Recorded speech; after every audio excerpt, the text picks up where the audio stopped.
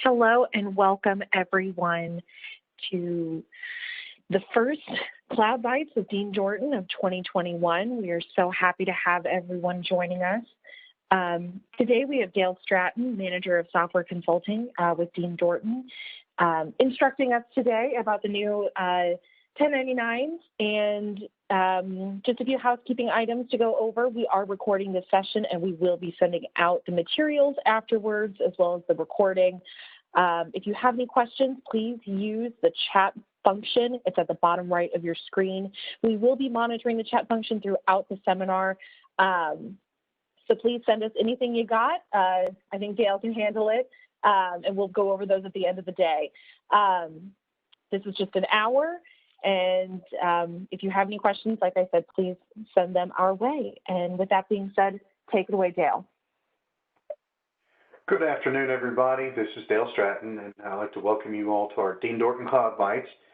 This topic today is Sage Intacct 1099s for 2020. That 2020 designation is a special one for 1099s, as you probably have a lot more to do to get 1099s ready this year than you have any other year, or most likely do.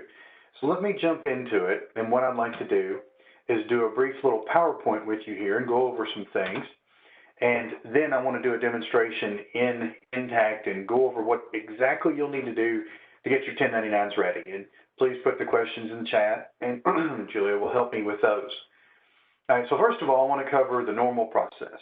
1099s in Intacct really aren't that big a deal. You set them up, you record your bills, you pay your bills, you review your 1099 report, and you print them out. No big deal.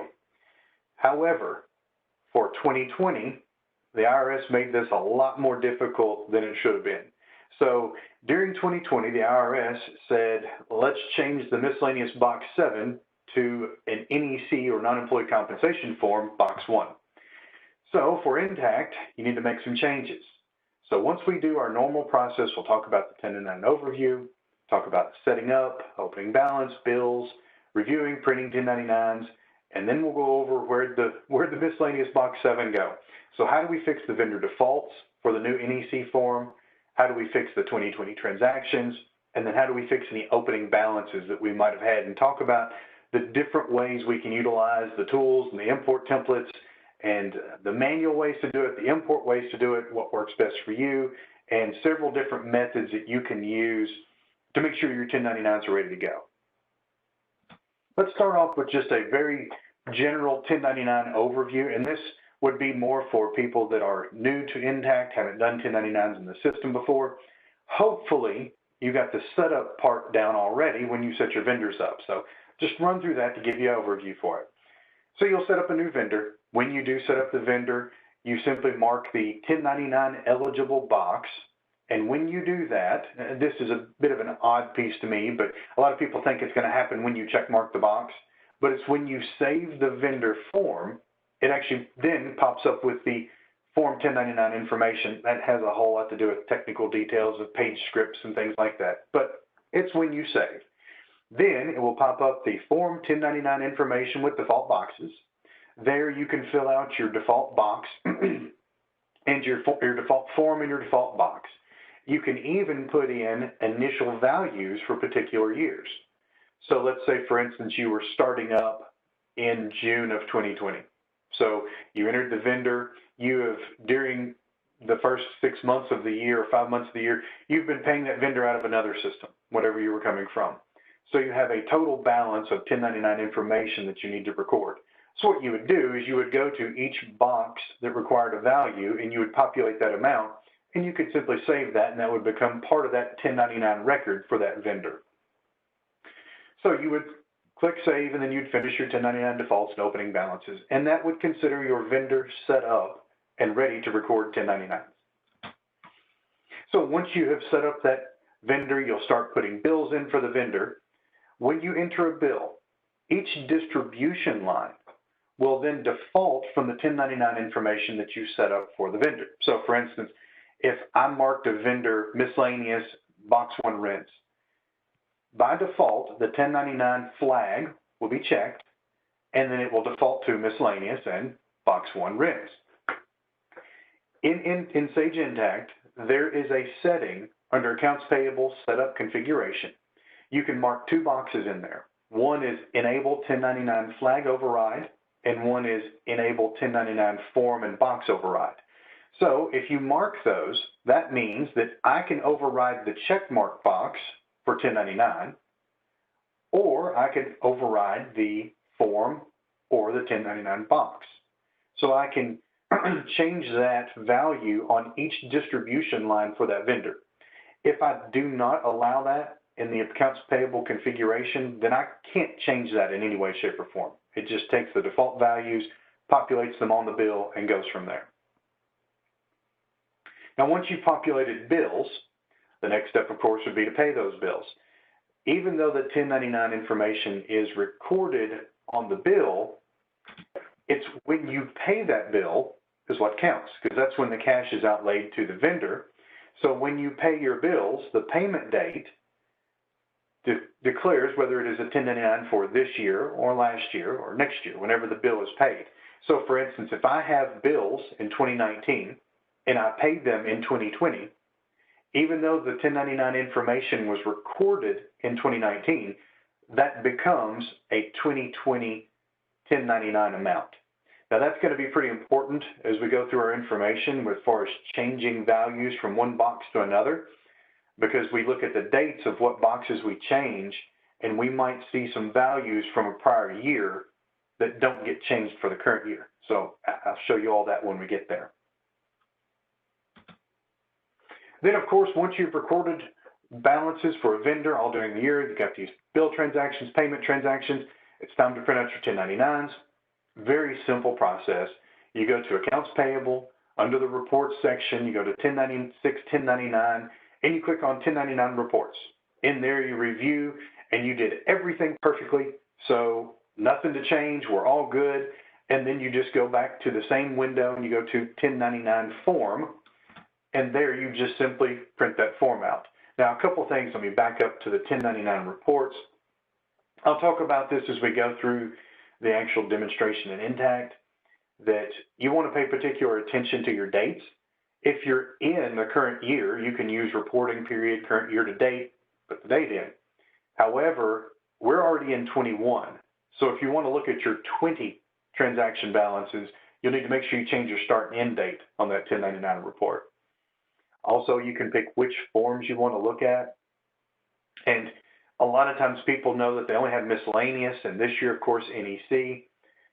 If you don't know that everything is set up correctly, it would be a good idea just to look at all of the forms to make sure you don't have anything misplaced in there. And then once you're working on actually fixing balances, so this year when you have to fix a lot of miscellaneous to NEC, we'd probably just want to focus on just the miscellaneous form, fix those balances, and then go back for a further review. And then, of course, like I said, printing the 1099 forms, pretty simple. Under that 1099 report window, you pick which form you want to print. You can choose specific vendors or all of them. Oh, and by the way, I always refer to 1099s via the vendor. I know some of you may have 1099 set up for your employees. It does record 1099 payments to employees as well. Most of my clients that I've dealt with do not do employee balances. So most of what I say today will just be via the vendor side, but everything we do could be changed to via the employee side as well. Notice also there the checkmark box of do not print vendor employee ID. That's a pretty common question. It does show up, the ID will show up on the 1099 unless you checkmark that box. And also what I did not show in the picture, there are some alignment options that we'll look at later. And those are because every printer in the world is different. So you might have to change some vertical and horizontal alignments to get your 1099s to align up to the form correctly. And when I say form, let me throw this out there while I think of it, that you need to order your forms directly from Intacct. That is the only supported form that Intacct will use. And not to say that there aren't other forms that could possibly work, but the only form that Intacct will support is the form that you order through Intacct. So now let's talk about miscellaneous. Box 7 is now NEC Box 1. Let's dive into that a little bit more. sometime during the year of 2020, IRS decided that they would use the NEC box. So since, I believe, 1982, and I'm going off some memory here, not that I remember when it happened, but from some things I've read, in 1982, the IRS changed from non-employee compensation over to miscellaneous Box 7 for all of your non-employee compensation amounts. For whatever reason, in the year 2020, they decided to change that back. I guess they thought that we didn't have enough going on for 2020. So all of your miscellaneous Box 7 has to be changed over to NEC Box 1 to report correctly to the IRS for year 2020. In, I believe it was August or September, Intacct started to add the NEC Box 1, started telling us to change your vendors over, especially by the Release 4, which was in November. And in November, they took miscellaneous Box 7 away. It was gone. So what that meant was if you tried to enter a bill, import a transaction for a vendor that had a miscellaneous Box 7 as their default 1099 box, you would get an error saying the box didn't exist. So that meant that you needed to go change all of your vendors that had that box in order to not receive errors when you tried to enter bills to them. That's not to say that you could have some vendors out there that you didn't use that still have that miscellaneous box on them. And I'll talk about how to update all of your vendors. Again, do that manually one at a time, or do that through an export-import, which is much faster. Then we'll also talk about the other things that we need to change. So you'll want to change your vendor defaults, so their default form and box. Then you'll want to change any 2020 miscellaneous Box 7 transactions. So when you have these transactions you've recorded on bills that have been paid during the year, you'll see those balances want to print out on a miscellaneous 1099 form, and it won't work. And then we'll talk about any miscellaneous Box 7 opening balances. That was the example I gave of during the middle of the year, you knew you had paid vendor Dale Stratton $5,000 so far. You went live in June, so you recorded an opening 1099 balance. We'll talk about how to change that, and then we'll talk about a couple of tricks with those changes that we can do just to get the 1099 balances right to print correctly. All right, so first of all, we'll talk about fixing vendor defaults. Now, this was where we set up the vendor. When we were creating it, we went in, we put the 1099 form eligible on there, we filled it out, and we said it was miscellaneous rent. We put in a $5,000 balance. In order to fix those, what you can do is just go back to the vendor information card. You would click on the form 1099, bring up the form information, and you would change miscellaneous income to NEC form and put Box 1. Now, while you're in here, you can also change the opening balances. So where that $5,000 is listed for rent, you could just delete that. That would be gone. Put the $5,000 on NEC Box 1, and you're good to go. All works. I'm going to show you a couple of options that pop up when you change vendor by vendor. If you do them one at a time, it actually pops up and asks you a question of, oh, I see you've changed this vendor information. Do you want me to go back either this year or 2 years worth and change all the transactions for this vendor? That works great if all of the transactions for the vendor were applicable to 1099s. So we'll talk more about that as we go through Intacct. There's also an import method that I'll go over with you.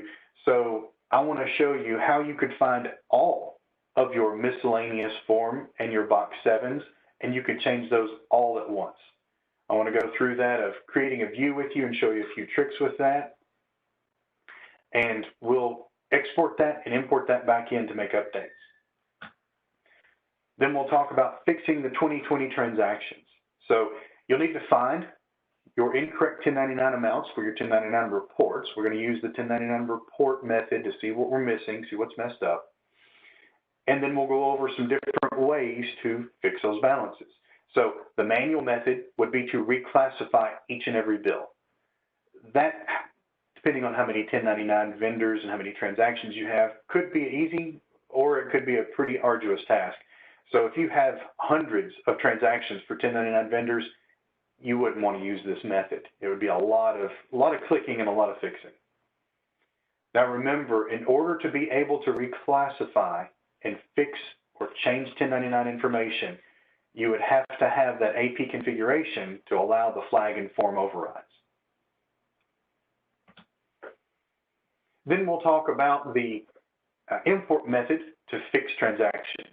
So what we would do, again, use the 1099 report to find all vendors that have to have a transaction change. We'll sort that report. I put a little note here, and I'm going to go over the report with you and show you different ways to sort that and the summary versus detail and what you see and how each one could be better when you're trying to kick this to Excel and sort it and use the information. Then we'll populate the vendor 1099 transaction update template. A lot of words there. Sage Intacct gives us a template that we can use to fill out to update all transactions or all 1099 transactions for a vendor for a particular date range. And I'll go over that template with you. And you always find those import templates in company setup import data. Then we'll talk about fixing those opening balances. If you remember, I showed you a vendor and I put in this $5,000 when I first set the vendor up. That, again, started in June, so we have this $5,000 opening balance, but I don't want to have to go through every single vendor and change all those. They give me another template in order to fix those. So I can do it through the manual method that I showed you earlier, fixing the boxes and just deleting the amounts and putting the amounts in through the edit the form, or I can use the import method, again, the 1099 report, put that out to Excel sheets, sort my Excel sheets, delete out the information I don't need, and then use the opening balance template to change my 1099 balances. I've got a couple of pictures here. First picture is of the 1099 report that shows notice on the screen there you've got initial values, 1099 miscellaneous 1. It's right under the memo field. So what you could do is you could sort by that memo field once you get it into Excel and just keep your initial values lines, and then you could put that over into the opening balances template, and that would change the opening balances for all vendors at the same time. Now notice also on the opening balances template picture that I have for you there, I'm changing that vendor to NEC Box 1, and I'm going to put the $5,000 amount in there. But on the next line, I've got the vendor miscellaneous Box 1, and I'm going to set that to null. That's taking out the $5,000 from the miscellaneous form and putting the $5,000 into the NEC form at the same time. And then we'll talk about, well, so we changed the 2020 bills, so we changed all those balances. What about the 2019 bills? And you're thinking, wait a minute, we're doing 2020 1099s. Remember, it counts when you pay the bill. It's fairly likely that you would have had a bill in 2019 that got paid in 2020. I guess it's possible to even have a 2018 bill that you paid in 2020. I might be a mad vendor there, but it's possible. So when we do our transaction update, if we just change the date range of 2020, those 2019 bills will still show as miscellaneous box 7 or whatever other box they were in. So we'll talk about 3 ways to fix that. The first way is change all 2019 1099 amounts. So instead of just changing 2020, you could change 2019 as well. I'm going to use the words not recommended, and I don't have a good reason why it's not recommended. I work with other software solutions. One is a legacy system that what they did is they went back through all history and changed every miscellaneous box 7 to NEC box 1. So if you started using the software in 1995, you've got transactions in 95 that show miscellaneous box, or I'm sorry, that changed from miscellaneous box 7 to NEC box 1. So you could, in theory, change your 2019 transactions to show NEC box 1. That fixes the problem. You could also manually reclassify the specific 2019 1099 transactions. So you could go through one by one and change those from miscellaneous to NEC. Again, depending on how many. If there's just 4 or 5 of those, no big deal. If there's hundreds of them, probably don't want to do it. Also, you can make a manual calculated adjustment with the opening balance template. That's a lot of words. So the opening balance template was the one that I showed you where I could change that initial $5,000. I could take it away from miscellaneous and I could put the $5,000 into the NEC form. Well, I can also make adjustments to reduce amounts and increase amounts on other forms. So for instance, look at the picture that I've got. I have this 1099 miscellaneous box 1 that I've got a negative 1,500. So what I did there was I ran the 1099 report, found out that that vendor had a $1,500 from 2019 in the miscellaneous box 1. I simply do that same opening balance template with a negative 1,500 to miscellaneous box 1 and a positive 1,500 to NEC box 1. And the result is what you'd see in that picture. You've got negative 1,500 balances to nothing for miscellaneous 1, and then you've got a $1,500 initial value for NEC 1. So it just moves that balance from one box to another, which your 1099 just prints the total. So the details don't really matter to the report itself, as long as all the balances are correct. So we have 3 ways to fix that. Go over all those when we get there. And then we'll talk about printing the 1099 and the 1096. Fairly simple process. You'd want to make sure you pick the right date. You want to make sure you pick the right form. And then you want to mess with your printing offsets, which there are some standard default offsets in there. 0.7 or 0.67 and 0.8 for horizontal. I think those are just standard for your NEC form and miscellaneous form. Again, every printer in the world seems to be different. Print drivers are different. So a good way to check that is print it to blank paper, hold it up to the light, and see if it lines up correctly. When you finally get it lined up correctly, then you print them on your real forms so you don't waste them. Now, electronic filing, Sage Intacct does not handle electronic filing. So you can use the accounts payable 1099 create file option, and then once that dumps that file of information, all it does is it puts all of the relevant 1099 information into an Excel sheet, and then you can upload that to some other 1099 processing software. You can find those in the Sage Intacct Marketplace, or something as simple as 1099 tax, something like that would potentially use all of those same fields, import them, and then be able to electronically file them. Or if you prefer, Dean Dorton does that as well, so we could assist you with your 1099 electronic filing. We use a software, I believe, called Yearly, that I have before prepared information out of systems, grabbed that information, pulled it into Yearly, and then our accounting and financial outsourcing team, they handle that piece, and then they electronically file for the client. Now, let's take a look at Intacct and go through some of those things. That way we can see what all's going on. I am in just a very simple demo company here.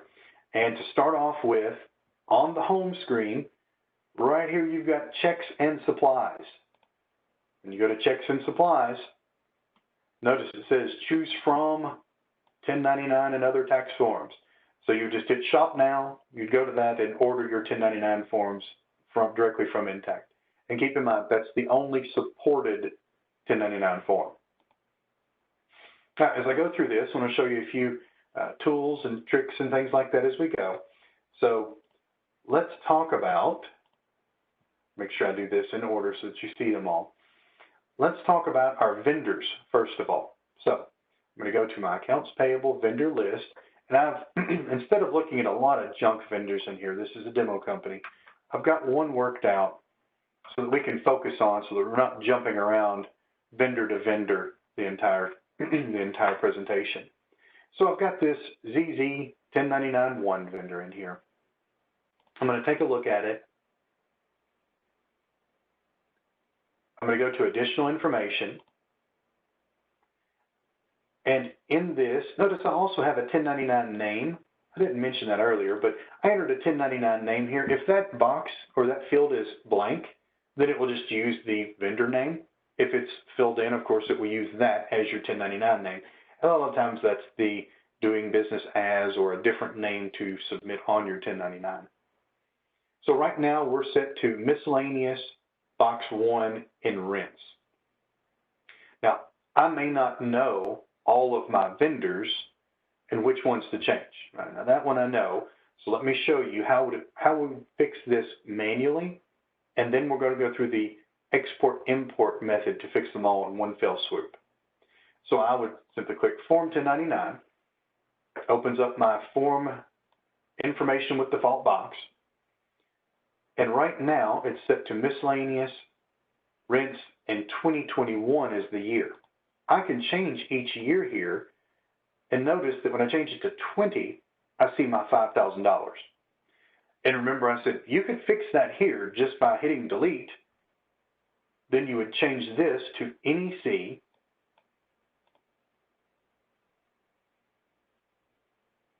and NEC Box 1, non-employee compensation, is your default.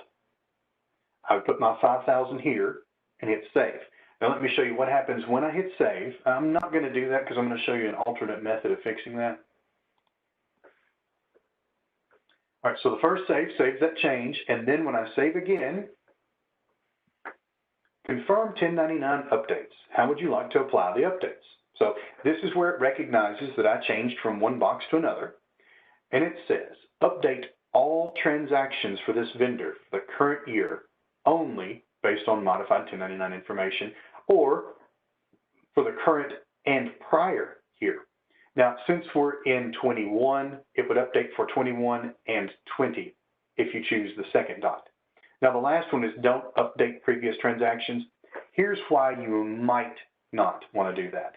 Now, this would work. It would fix the miscellaneous over to NEC Box 1. Oh, and by the way, since miscellaneous Box 7 no longer exists, my example is miscellaneous Box 1 because I couldn't create something with a miscellaneous Box 7 in it. So if my vendor had all transactions to miscellaneous Box 1, it would be fine to change all those. But if I allow the 1099 flag and box overrides, if I choose this, even transactions that I chose to not make applicable to 1099, it would go back, it would mark them all. So it's going to mark every single transaction was chosen as a 1099 transaction or not for this vendor. That's why you may want to skip this step here and do it with the import process. The import process gives us an option to change all transactions or just the transactions that had a 1099 value on them. So I'm going to leave this on don't update and save. All right, now the next step that I want to show you is how I could go change all of these defaults by creating a view, exporting it, and importing it back in. Now, I think this is important enough that I've got a view in here, but I want to show you how to create this, so I want to make sure you all know how to do this when you go back and are working through it. So I'm going to go to Manage Views, and I'm going to create New View. Now, again, I'm on my vendor list, so create New View. I want to keep the list minimal here. I want the vendor ID. I'm going to use the vendor name. I don't want total due. Now, I want the Form 1099 type and the Form 1099 box. So those are the only fields I want. Vendor ID, vendor name, form type, form box. Go to Next. I can put these in order. It default picked a couple of other fields in here for me. I'll just leave them. I got my first 4 that I want. I can set filters. So I could set a filter that says where the Form 1099 type is miscellaneous and the 1099 box is equal to 7, whatever box I was looking for, and that's all the list would show me. I'm going to let the list return all my values because I can still filter that on the screen. Here's how I'm going to sort my results. I can sort by default whatever I like. Let me just pick vendor ID. Now I get to name this. So let's call this my 1099 list. I'm going to choose to deploy this. What deploy does is that makes it available in the application menu for other users. And I'm going to save this. Now I go from all, and here is my 1099 list that I just created. Notice I got vendor ID, name, 1099 type, 1099 box. So what I can do here is just simply filter for miscellaneous. Here are all the vendors that are miscellaneous. Now these are some old vendors that I just had not updated yet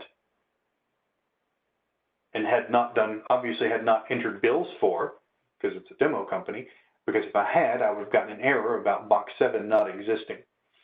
So what you can do now is you can export this, and a nice little trick that you might not be aware of. The vendor list is actually an update capable import. So you can import new vendors and you can import updates to existing vendors. So what you can do with this export is choose CSV for import. That is different than CSV. So when you choose CSV for import, let's watch what happens.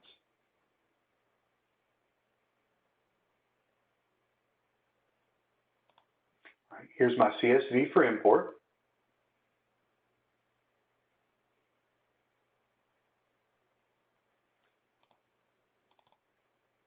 What it does is it puts the relevant column headings in here for me to be able to import this back into Sage Intacct. So I don't need these fields. I'm going to delete those.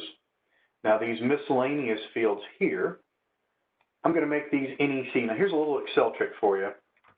I highlighted the entire area. I'm going to type NEC, hold Control and hit Enter. And it changes every selected box.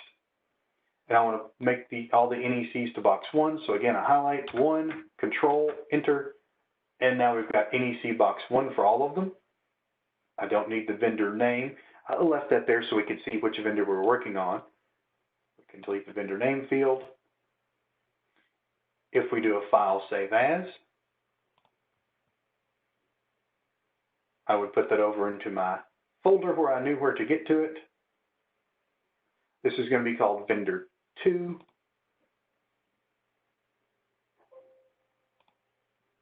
We'll save our CSV file. Remember, you can't use it as an Excel file to import. It has to be a CSV.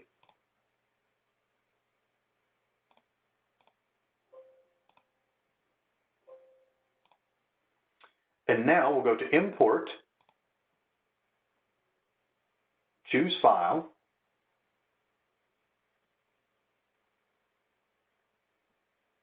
we choose our vendors 2. I could have called it something a little more descriptive.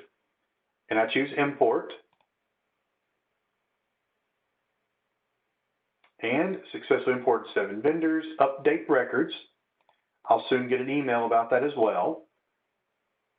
And if I refresh,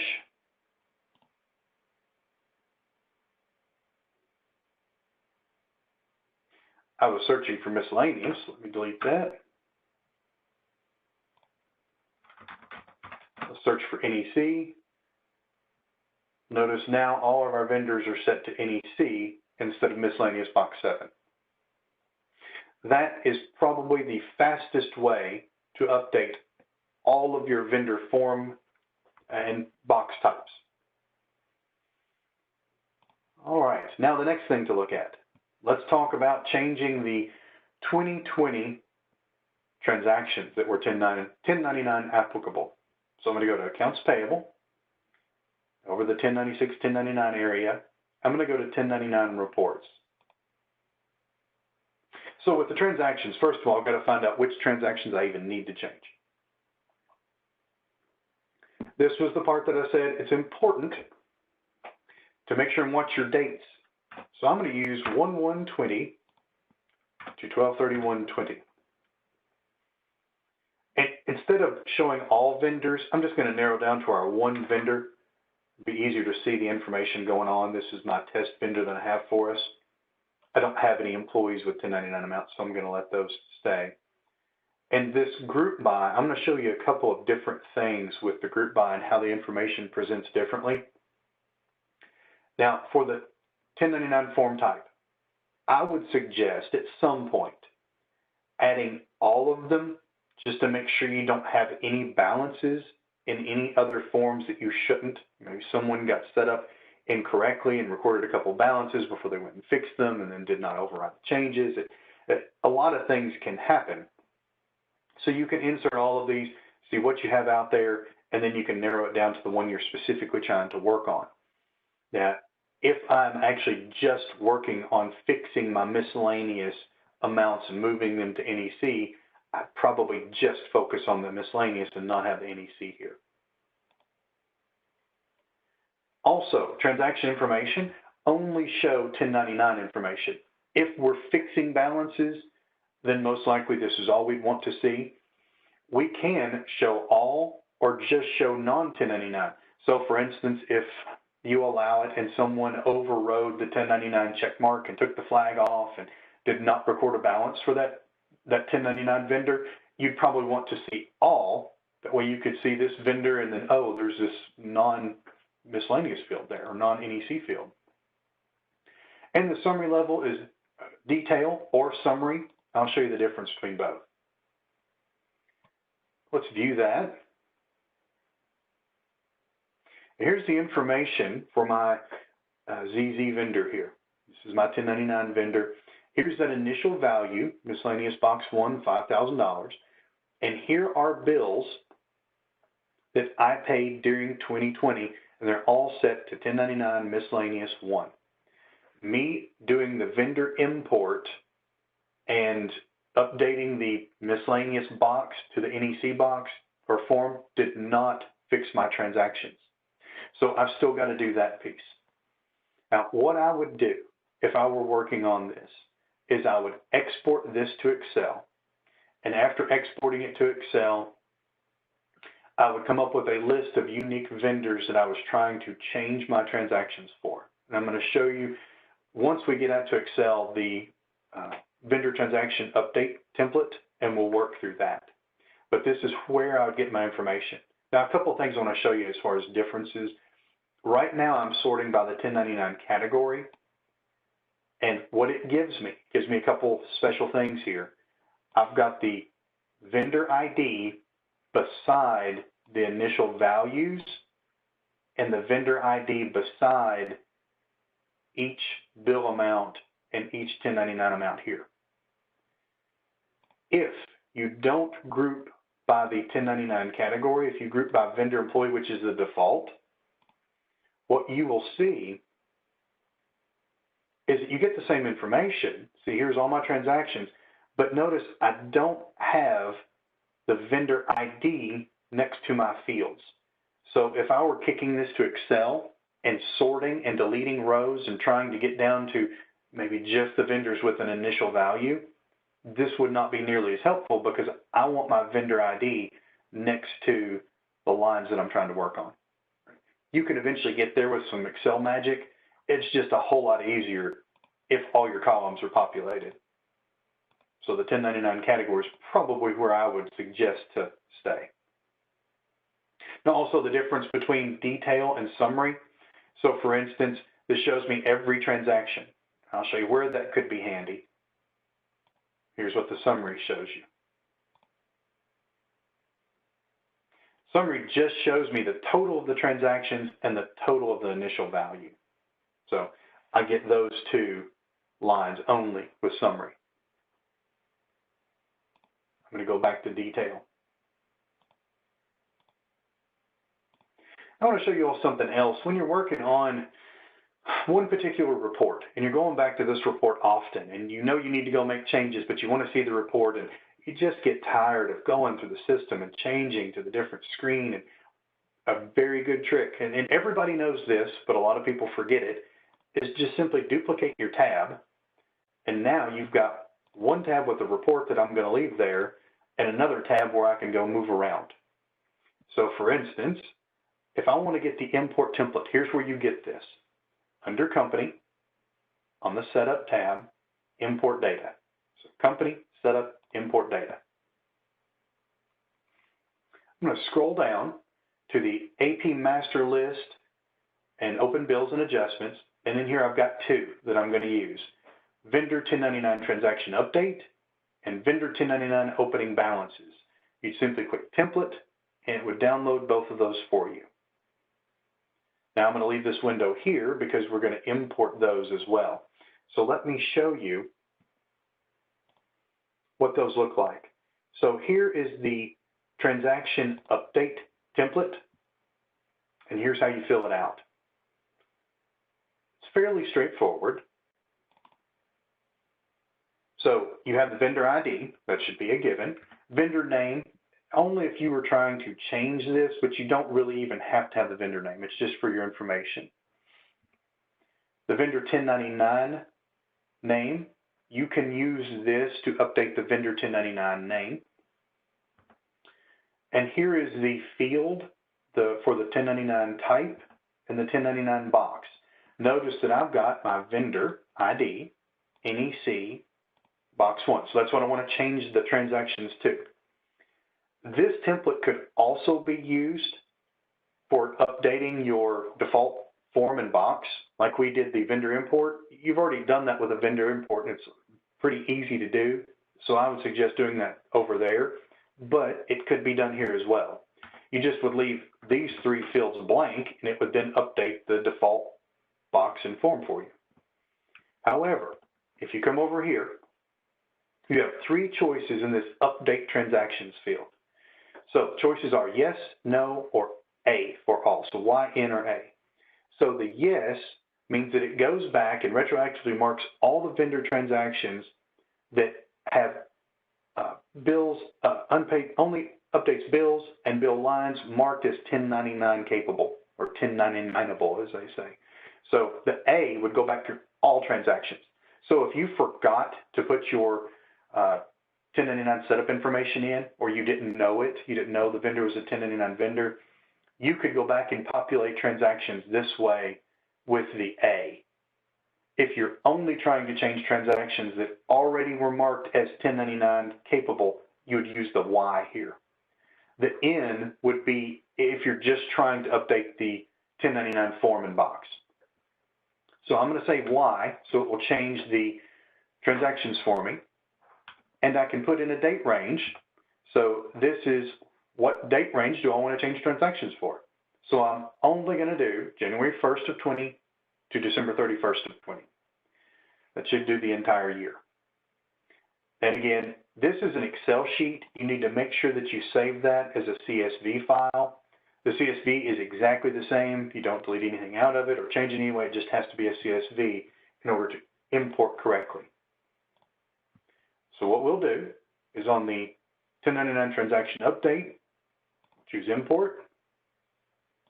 We'll go choose that file. There's my transaction update. It said one transaction update, done. I go back over to the report that I have, I hit view. And now, notice this one vendor, this is 1099 NEC, and it changed these values, these bills, but not these. And the reason why, these were bills from 2019. So these bills, because they were 2019, did not get updated to NEC 1. It also did not update the initial value that I had over on that vendor box. With the fixes, again, I think someone could argue me that, well, Dale, you should have just put 1/1/19 to 12/31/20, and that would have fixed that. You're right. And I have a hard time arguing you why not to do that. I'm sure there's some sort of reason that you want to retain your 1099 miscellaneous values for 2019 because the form didn't come out till 20. I don't know that it would hurt. Like I said, I've seen other software solutions that just changed everything in history. So that would work. It would fix these two transactions and you would be done. However, if there's just a few of them, you can manually go fix them. So for instance, you could click on this $800 here, And then in the bill, I can edit my bill. I have to hit reclass because, of course, it's been paid. And then in here, I don't want to take the flag off, but I want to change this miscellaneous down to NEC Box 1. Post that. And now I just have the one $700 transaction. Moved my other $800 down to here. All right, so far so good. Now I'm going to leave this one to show you one more fix in here. Let's talk about this initial value. Now we talked about where, when we went to the vendor information, we clicked on the 1099 form, that we could have deleted that 5,000 out. Here is what the vendor opening balance template looks like.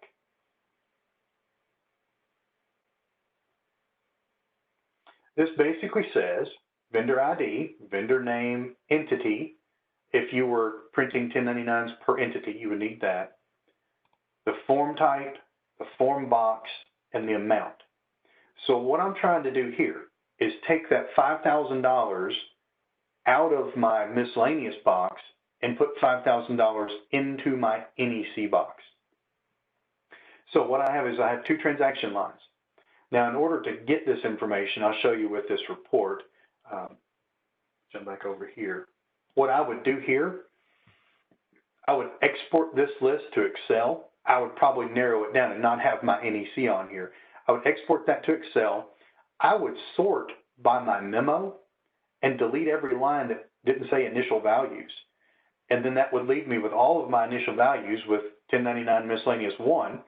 And then I could do some copying and pasting and get all my vendor IDs and my amounts over into my template. And then, of course, what I would do is change those to NEC 1, and you just make a copy of all of them, and your miscellaneous 1, you have null. And don't put a 0 there, because you don't want a 0. You actually want nothing, so you actually write the word null there. And again, save it as a CSV. Sage Intacct can't import an Excel file. That has to be imported back over here on the company setup checklist. So I go to my vendor 1099 opening balances, I import. I pick the year here. Notice there was no dates on the import template, so I pick the year. I could go back, change in whatever opening balances I want. That little knowledge bit will come in handy in a second. I'm going to choose my opening balances CSV. Choose import. Successful. Back to my report. View it. Take a look at this. My initial value, $5,000, is now NEC 1. It is no longer miscellaneous 1. Now, what I also can do with this, so when we're talking about the 2019 bills that were paid in 20, and you need to change them, I did it manually one at a time. I could have done it with the transaction update template, but you may not want to do that. What you could do is you could just do an offset. Let me throw this out there as well. I probably would not have an initial value for something that I had last year's bills for. That doesn't make a lot of sense. It was just for example's sake. So if I had bills in 2019, I probably would not have had an initial value sometime in 20. So what I would do is I would want to reduce the $700 in miscellaneous 1 and increase $700 in NEC 1. The way I would do that is I would use this same opening balance CSV. And notice my vendor's still in here. So let's just pretend I put $700 to NEC 1, but my miscellaneous I want to reduce by $700.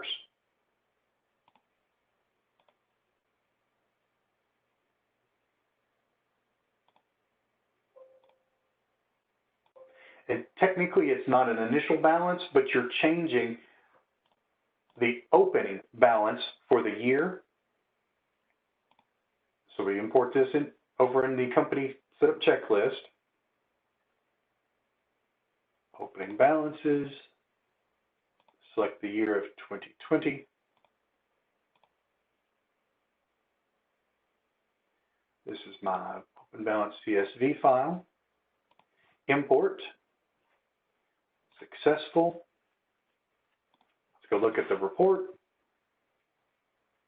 And now I have this offset of negative $700 to start 2020 for miscellaneous 1, and have a positive 700 for NEC 1.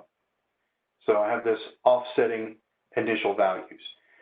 That method could be used to override any 2019 balances in the wrong box. So you can change them all, you can override them with offsetting initial values, or you can go change them one at a time. 3 methods to really get to the same spot. And since this is 0, it doesn't matter that there are detailed transactions. If it's less than 600, it won't print out on the miscellaneous form anyway.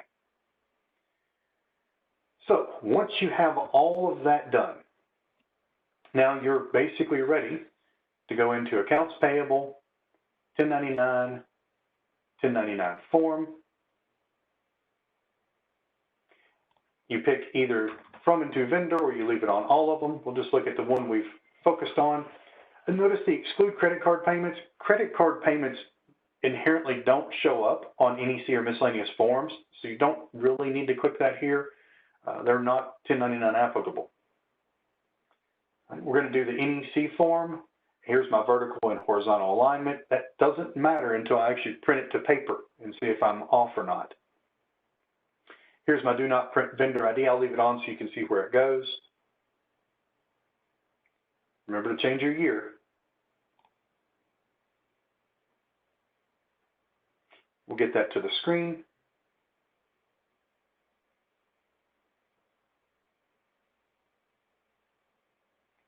There's my 1099 form, and here is the vendor ID. All right, one more thing I want to show you in here. Also, under the 1099, I want to do the 1099 create file. So we need to electronically file. We have too many. I think it's 250 is the federal limit. So I'm going to file that. I'm going to let all vendors show up. I'm going to form 1099 miscellaneous just so that you can see another thing that I want to throw out here. Instead of process and store, I'm going to export to Excel,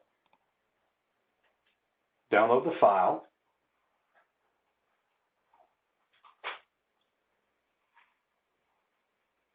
and I'm going to take a look at this file. I'm going to show you something extra here that you can think about. Instead of maybe using that 1099 report in some situations, remember I said you need to find out who has miscellaneous boxes that you need to fix. If you take a look at this file basically says Amazon.com had a box 7 value. So this is all laid out nice and neat with totals. It doesn't show me any details, but I can see a list of vendors that may be in box 7 or in box 1 or any other box that I need to work on. Also a good place to review all of your vendor 1099 address information and your payer information as well. And that should be enough to get your 1099s out this year. Let's stop there. We got just about 5 minutes left, and let's see what questions you guys had.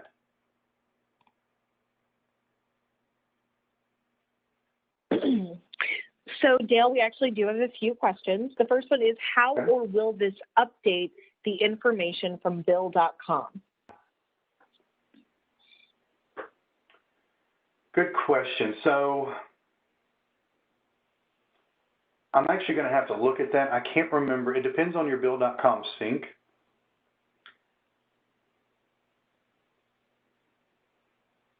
I'm going to get back to you on that one. Would you take down that person and let me update that? Absolutely. The next question is, shouldn't some vendors remain 1099 miscellaneous? Excuse me. Yes, absolutely. Yes, you're still going to have some 1099 miscellaneous boxes that will be applicable. It's just box 7 that moved over to NEC 1. So you could have rents. For instance, that was the example I was using. And by all means, all the things that we talked about today don't have to just be for moving miscellaneous box 7 amounts over to NEC 1 amounts. They could be, I goofed up when I set the vendor up and picked the wrong box. You can move any box to any box that way. So yes, you will definitely still have some vendors that are true miscellaneous vendors. They're just not non-employee compensation or other employee compensation fields anymore. Yes. We actually just got a follow-up question to that says, so the last step is to create a 1099 file. How does that get printed on the actual 1099 form for filing? Oh, sorry, let me clarify that. The create the 1099 file is only if you need to e-file your 1099s. You don't have to do that. That's, like I said, you can use that as a review step, that you can display that file to the screen and it gives you review information. Here's what's going to come out on the 1099s, but it's not necessary or mandatory if you're printing your 1099s. No, it would be print the 1099s, print the 1096, and file those on paper. The file would only be if you need to upload that to a 1099 processor for e-filing.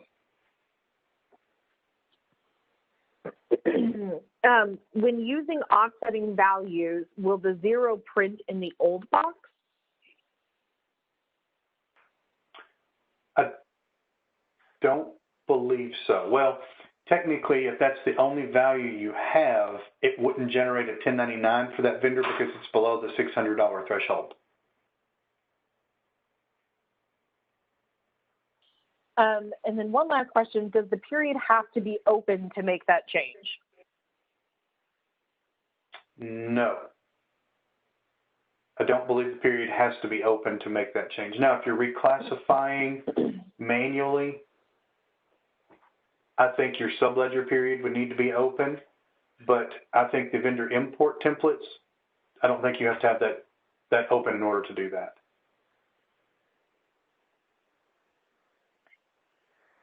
That was the last question. We still have 3 minutes if anybody would like to get any last minute questions in. Oh, to print the forms for filing, they must be purchased. Is that right? Correct. Yes, to print. Yeah, it does not print the form itself out of Sage Intacct. You actually have to order the pre-printed form and then print out of Sage Intacct onto the pre-printed form. So, in your print, notice this form. I'll use the NEC one. And I'm going to use 20. I'll just leave it to all vendors. You'll notice here, what did I choose?